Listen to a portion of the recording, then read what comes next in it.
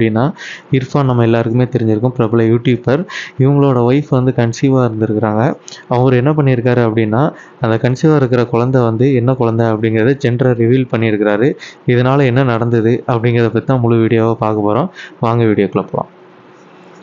Irfan views நம்ம எல்லாருக்குமே தெரிஞ்சிருக்கும். இர்ஃபான் அவர்களே ஃபுட் ரிவ்யூ பண்ணிட்டு இருக்காரு. கிட்டத்தட்ட யூடியூப் சேனலில் ரொம்ப ஒரு பிரபலமான ஒரு ஆள் தாங்க அவர். கிட்டத்தட்ட 40 லட்சம் சப்ஸ்கிரைபருக்கு மேலேயே வந்து பார்த்திங்கன்னா சப்ஸ்கிரைபர் வச்சிருக்கிறாரு. இவர் வந்து ரெகுலராக எப்போவுமே வந்து இந்த ஃபுட் ரிவ்யூ பண்ணி அப்படி தான் கொண்டு போயிட்டு இருந்தார். அதுக்கடுத்து விளாக் பண்ணுறது, ட்ராவல் பண்ணுறது, இந்த மாதிரி வந்து எல்லா விஷயமே வந்து ஒவ்வொரு விஷயமா வந்து அவர் சேனலில் வந்து அப்லோட் பண்ணிகிட்டே இருந்தார். இப்படி தான் என்ன பண்ணியிருக்காரு அப்படின்னா, ரீசெண்டாக வந்து போன வருஷம் வந்து அவருக்கு வந்து கல்யாணம் ஆகியிருந்தது. கல்யாணம் ஆகி இந்த வருஷம் அவங்க ஒய்ஃப் வந்து கன்சீவாக இருக்கிறாங்க. ஸோ அவங்க என்ன பண்ணியிருக்காங்க அப்படின்னா, துபாய்க்கு வந்து ஒரு ட்ராவல் இதாக போகும்போது என்ன பண்ணியிருக்காங்கன்னா, அவங்க ஒய்ஃபு கன்சீவாக இருக்காங்கன்னு சொல்லியிருந்தோம்ல, அதில் வந்து அவங்க என்ன ஜெண்டர் அப்படிங்கிறது, குழந்தை என்ன ஜெண்டர் அப்படிங்கிறத வந்து